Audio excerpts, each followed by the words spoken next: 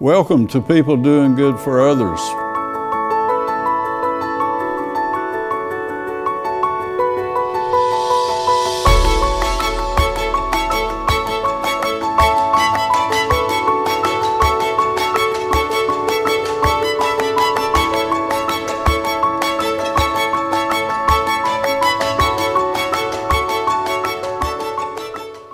Good morning. I'm Gary York, and this is People Doing Good for Others. As we highlight those who truly make significant contributions in our communities and to celebrate their lives. We want to thank Wilkes Communications, WIFM, and Elkin, and the network, RiverStreet Network, for this opportunity. And again, thank you for being with us today. My featured guest is Ms. Selina Dougherty. She's a teacher of paralegal in the paralegal department at Surry Community College. She lives in Trinity. She has degrees from GTCC, High Point University, and Cincinnati University. And we're grateful for this program to help those who have interest in law and being tremendous assets to our attorneys.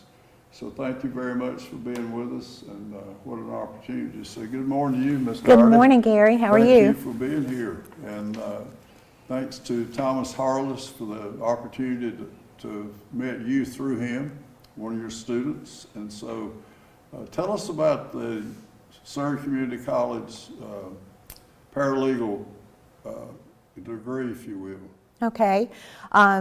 The paralegal technology degree, we have 3 choices that you can take if you come to Surry Community College. The first one is an associate's degree. That's a 2-year degree. When you complete the degree at Surry Community College with an associate's degree, you pretty much know everything a lawyer knows. You can help lawyers with writing memorandums of law. You can try cases in administrative hearings such as Social Security disability. The whole time you're going through the program, I treat you as though you're an attorney. Some of the fun things we do when you're going through the program is at the end of Civil Litigation 2 class, you actually try a case from start to finish. You do a mock jury trial, and we use our early college students as your jurors, and they actually come to a verdict during the mock trial. So it's not just you sit there and you read a textbook and you take a test. You actually get involved in the classes. 2 other choices that you can do if you don't want to go through the whole 2-year program. We have 2 certificate programs that you can do at Surry. You can do a litigation certificate. That's 6 legal classes that you can complete in a 1-year term. And the other is a real property certificate that you can take. Both of these certificates are available to you in the associate's program. So when you graduate with your associate's degree, you also get both certificates. But if you only want to go for 1 year, you can get one of the 2 certificates. Also, both of the certificates are Career College Promise, which means that if you are a high school student, you can get the 2 certificates, or either certificate. You can go through the program free as a high school student in the Career College Promise. So there's a lot of choices in the program that you can do, plus our classes are, they're fun and you learn a lot. And you can, I like to say that a paralegal is to an attorney as a nurse is to a doctor. So they're really, you learn a lot and you are very capable to help an attorney when you graduate from the program. Thank you for sharing with us the connection of the paralegal to the attorney, and what a tremendous asset that he or she could be if they're very accomplished in it. And just a little bit further about the attorney, his expectations, if you will, with the youngster who has a degree from Surry Community College, about capabilities, and just a little bit more about what the person can do for the attorney. Well, during the program, for instance, legal research and writing, that's a 2-semester program, and you actually learn how to, I always say that you have facts plus the law equal results, and I stress that to my students. Say a client comes into the lawyer's office, and they come into the lawyer's office with, facts. In other words, they're coming in and something has happened to them that's not great, unless they won the lottery and they need the lawyer to do something for them, or they're adopting a baby. Otherwise, something has happened in their life that they need an attorney. So they come in with these facts, and they talk to the lawyer and the paralegal about the facts. And then when they leave, the attorney says, okay, we need to do some research to help them. So you need to be able to research the law with the facts to come up with some kind of result that's going to help the client. My paralegal students learn how to go into either Westlaw or Lexis or Fastcase and take the facts that I give them and do the research to come up with some kind of result. And so when they graduate from the 2-semester program, Legal Research in 1 and 2, they are able to assist an attorney with that process. In other words, the facts plus the law, and come up with a result. So wow. That's going to help the attorney once they hire my Surry students. So, Ms. Dougherty, let's go back to childhood and a little bit your journey, if you will, before we get into Surry. Where have you been and what have you been doing? Well, I was a flight attendant for 16 years. And you think, well, you were a flight attendant, now you're running a program at Surry, but I was a flight attendant for Piedmont and then U.S. Air, and after 9/11, it was kind of scary to be a flight attendant, truthfully. In 2003, 2 years after 9/11, I took an educational leave because I wasn't sure that's what I wanted to do anymore, was be a flight attendant, and I didn't really know what I wanted to do after being a flight attendant, so I thought, well, I'm going to take a paralegal class. So I signed up at GTCC in 2003 and went back to school, and that was kind of nerve-wracking in itself because I was an older student going back to school. But I did it, and I loved it, and I decided I really wanted to be a lawyer. So after my first semester, one of my instructors, Mr. Payne, hired me to be his paralegal in my second semester at GTCC. So I was working as his paralegal and taking classes, and in 2005 I graduated from GTCC, and you can't go to law school with an associate's degree, so I had to get a bachelor's degree. So I went to High Point University. How did you find High Point? I live in High Point, so, or Trinity High Point area, so I interviewed at Guilford College, and I interviewed at High Point, and I fell in love with the, not literally fell in love, but after talking to the head of the criminal justice program at High Point, Dr. Little, I knew that's where I needed to be and touring that campus. So I applied to High Point, I got accepted, I got a Bachelor's of Science degree with a minor in sociology in criminal justice at High Point University in 2007. I was going to go to law school, but I decided to go. Got an offer from the U.S. Attorney's Office in Greensboro to work there as a paralegal, and so I decided to go to there. So I went there and I taught paralegals at night at GTCC as an adjunct. So while working at the U.S. Attorney's Office during the day and teaching paralegals at GTCC at night, I decided that teaching was what I should do, and so I went to the University of Cincinnati online and got my master's degree while teaching and working. I got my master's degree. Oh, my goodness. And then I applied at Surry for this job at Surry, and I got it. And so now I'm the lead paralegal instructor at Surry, and I've been here, this is my 4th year. And I love Surry, it's awesome. And my students are the best ever. They work hard, and as a matter of fact, 2 of my students just obtained positions while they're still students in Dobson. Well, one in Yadkinville and one in Dobson. and they haven't graduated yet. So they obtained paying positions as paralegals, and they haven't graduated yet. So, Selina Dougherty, tell us about the certain items that a great paralegal might have to assist. You talked about different skills that we help them to grow into being a wonderful contributor. What are some of those, like organization, organized, and just tell us about those things that we're going to make sure that the person is accomplished when we finish that 2-year degree? well, the first thing they have to do, they have to be organized. They have to, I like to call it lawyer wrangling. It's a term that I saw when I was going to school in a textbook. What lawyer wrangling is you have to make sure that your attorney is where they need to be when they need to be there.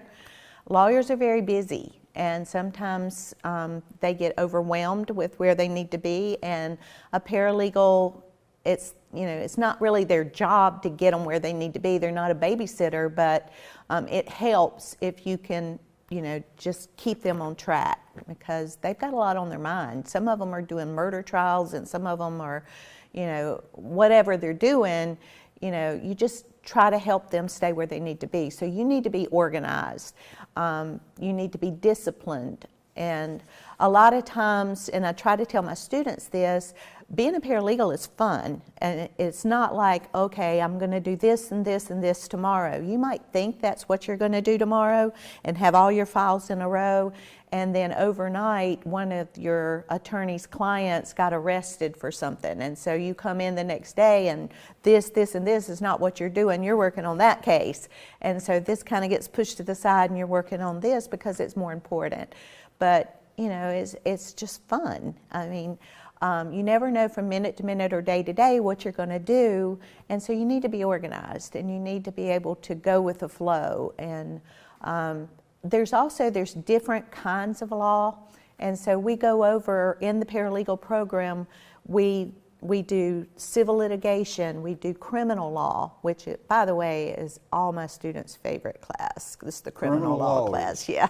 Wow. So we do civil law, we do criminal law, we do real property law, we do bankruptcy law, we do all kinds of law, every kind of law that you can think about. We do wills, trust, and estates. And I try to bring this area into all the law. Like in real property law, we tour the Register of Deeds office, and as a matter of fact, we pulled Andy Griffith's birth certificate when we were there. And by the way, his name when he was born was Andy, not Andrew, just so you know. And we also, Aunt B on the Andy Griffith show, for wills, trust, and estates, we actually pulled her will, which is public record, and we go through her will in wills, trust, and estates, just because we're trying to pull this area into our classes, because we live here. And so, but we do all kinds of law so that when a student graduates from the program, they've had a little bit of each kind of law, so they can make an informed decision on what kind of law they might want to go into. So, Ms. Dougherty, do you visit high schools and do job fairs and things of that nature? I do, as a matter of fact. Attract the youngsters? I'm sorry, I didn't mean to interrupt okay. you. As a matter of fact, on Monday of this week, 2 days ago, I spent all afternoon at Elkin High School with 8th graders who are getting ready to sign up for high school and see if they wanted to go into the early college program and maybe sign up. So you're a recruiter full-time too? Well, part-time, yeah. But yeah, and the first question I asked, I went into 3 different high school classes, and because I was there all afternoon, and the first question I asked each of the 3 classes when I first started was, is anybody here interested in law? Nobody raised their hand. And then the second question I asked was, does anybody watch shows like Law and Order? And everybody raised their hand, and I said, so you are interested in law? And they all started laughing. But yeah, so oh my goodness. Yeah, and a lot of the kids were really interested in the paralegal program by the time they left there. They took my brochures and my cards, and we talked a lot about the criminal law class, because again, that's their favorite class. Tell us about how the the paralegal degree has evolved at Surry. And first tell us, how'd you find this opportunity? And then tell us about, you started with just a few students and it's continued to grow. Do that for me. Okay. Well, the way I got the position is the North Carolina Community College has a website with all 58 community colleges, and all the jobs are listed. Every job that's open for community colleges is listed on a website. And so this job was posted and I applied, and then I interviewed and I got it. So that's how I got the position. And you're a report person. Tell us about your department head. My department head is Sheila Martin. She's the division chair of the Business Technologies Division Technologies program or whatever. She's over medical office assisting and accounting and economics and everything to do with business. And that's the division that I'm in. And so Sheila Martin is over that whole department. And but that's who I actually report to. That's my. What's an interview like for at Surry Community College? Give us some idea about that. Oh my gosh, you do the application, and then they call you. And the dean called me, and he said, you know, we've scheduled you an interview for such and such a day, and you're going to be talking about. You're going to be talking about the statute of frauds and warranties. And you're going to be talking in front of some deans and some division chairs. So several people there. Oh yeah, there were a lot of people there. And I had not thought about the statute of frauds or warranties since I went through the paralegal program in 2004.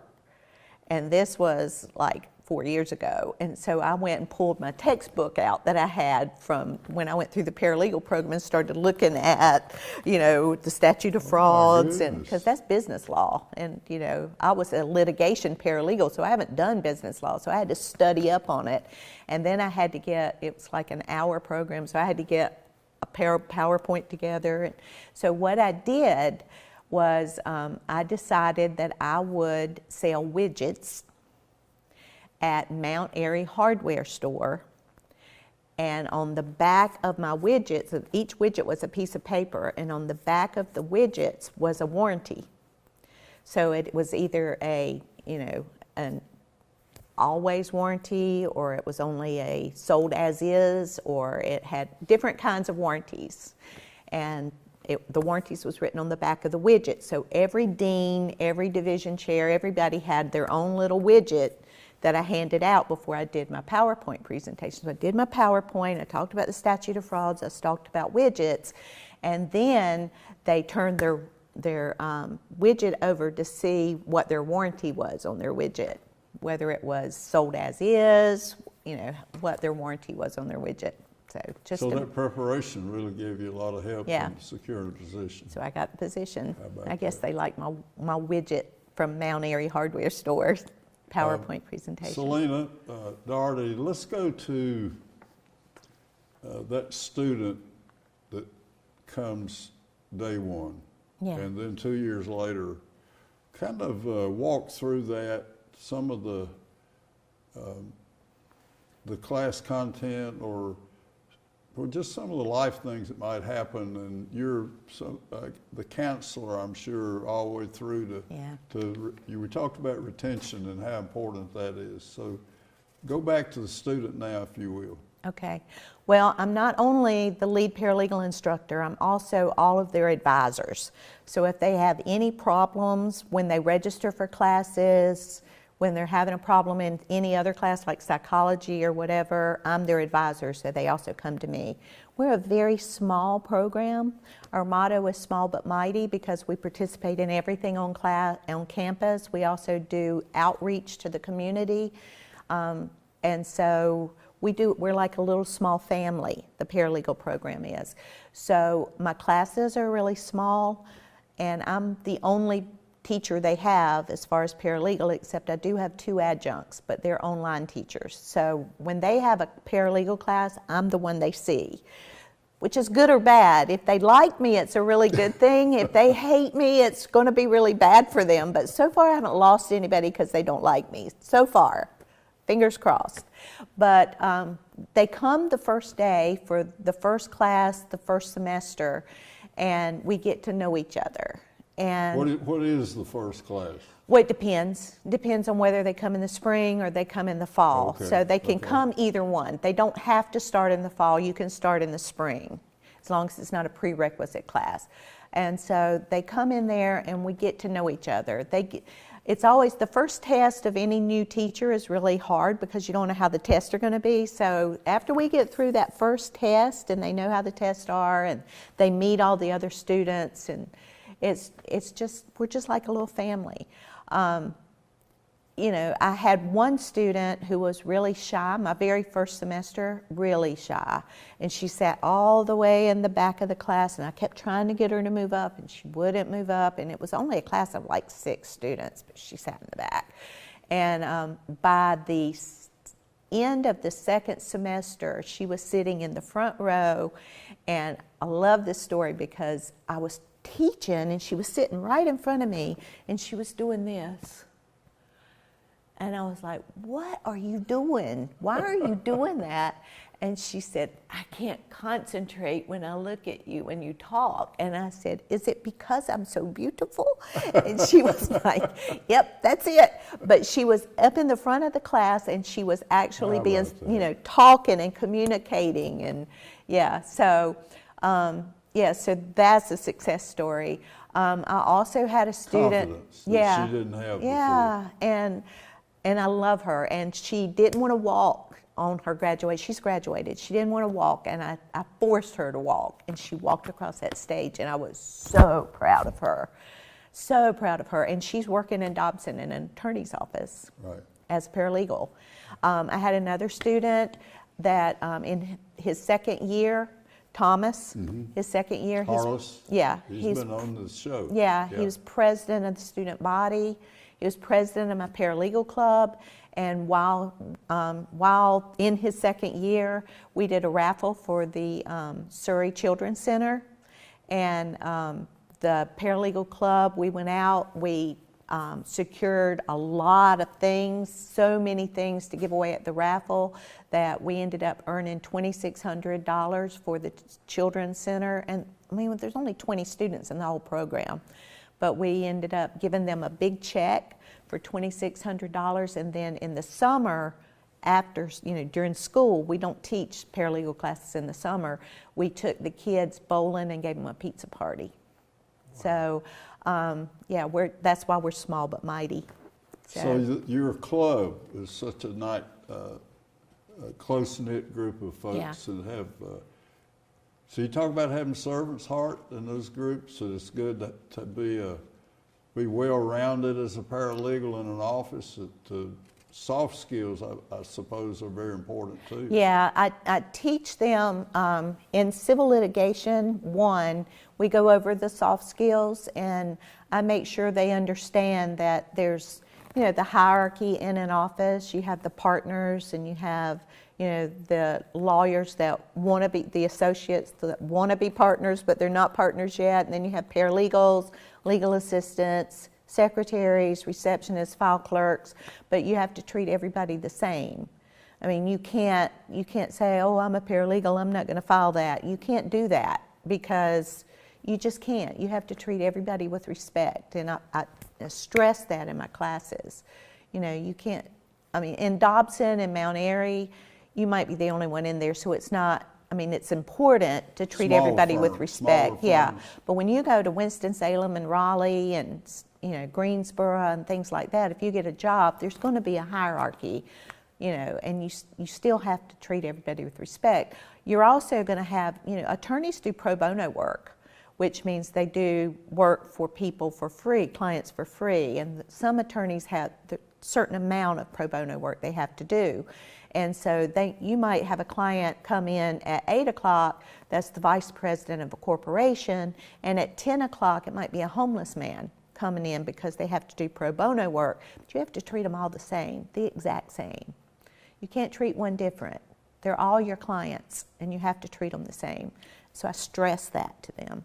Talk about the importance and the relationship with the attorney, the office, about being on time. Tell us about how we do that, Ms. Dougherty.